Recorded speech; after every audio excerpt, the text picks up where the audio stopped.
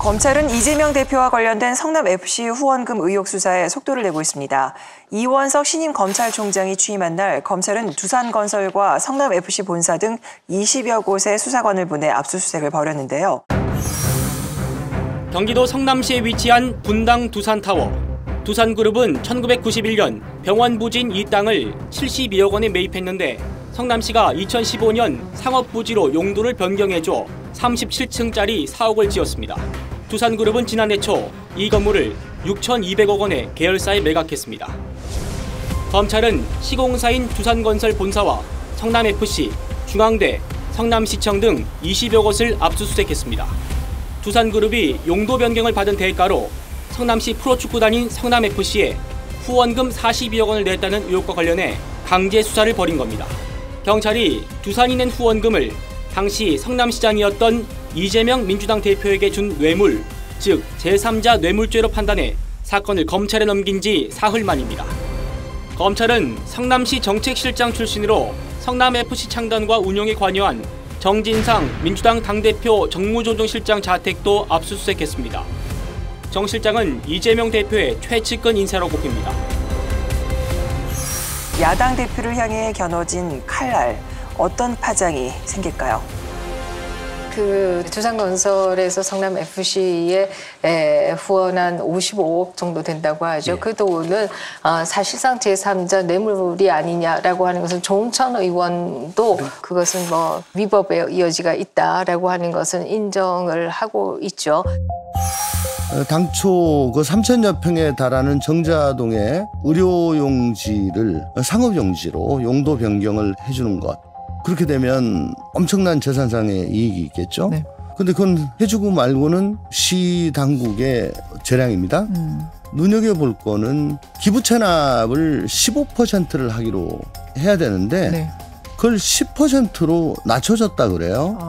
그 나머지 5%에 해당하는 현금을 광고를 내게 해서 후원금 쪽으로 받았다.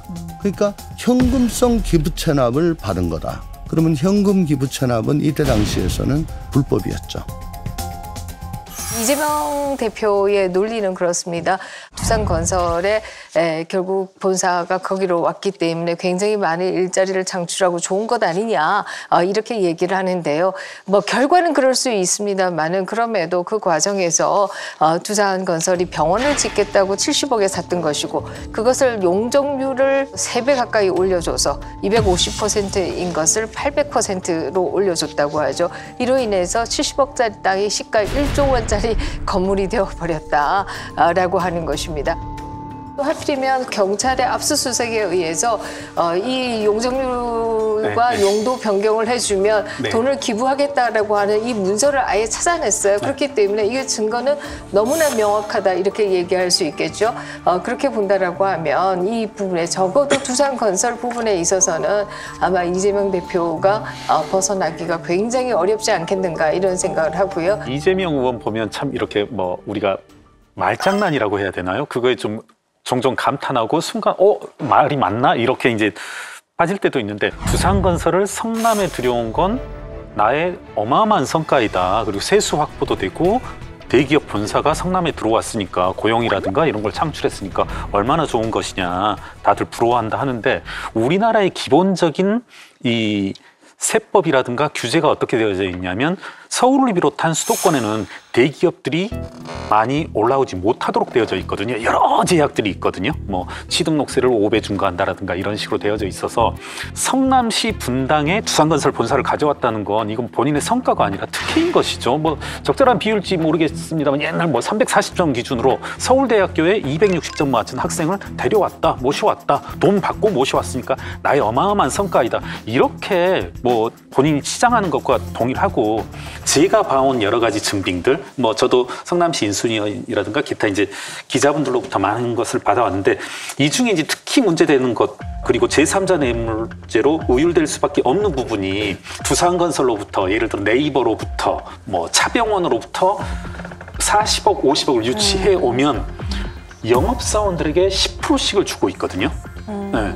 근데 그 영업사원들이 과연 A라는 영업사원, B라는 영업사원, C라는 영업사원이 두산건설을, 네이버를 이렇게 실제로 설득했겠냐는 거죠. 그렇죠. 네. 그런데 이제 저는 더 묘한 게 이것들 중에 상당 금액은 또 현금으로 줘요. 성과급을. 이제 그건 제가 실제로 봤거든요.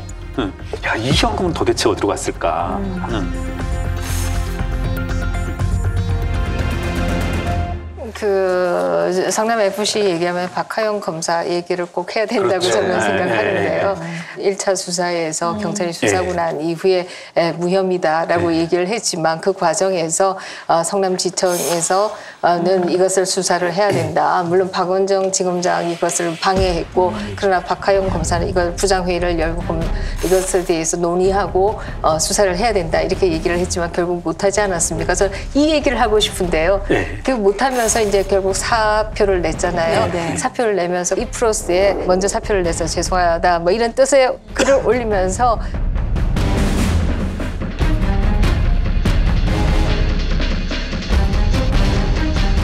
윗분들하고 생각이 안 맞을 때 이제 윗분들이 뭐 불법까지는 아니지만 이제 은근한 압력을 넣을 때 하는 게 부장회의거든요. 그러니까 금검사 말이 맞을 것 같은데 한번 다 모여서 의논을 해보자. 그러니까 거기까지는 합법적인 영역입니다. 근데 박하영 검사는 그 박은정 지청장을 상대로 그걸 자진해서 하자고 한 겁니다. 부장들 다 모여서 한번 의논을 해보자. 근데 박은정 지청장이 그 기록을 검토한다고 갖고 가서 그냥 갖고 있는 거예요.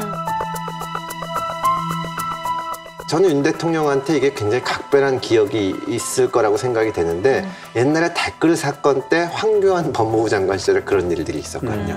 기록이 가서 안 오는 거예요. 검토한다고. 아니 내가 생각엔 이건 선거법 적용 안 돼. 이렇게 하질 않고 그냥 움켜쥐고 있는 겁니다.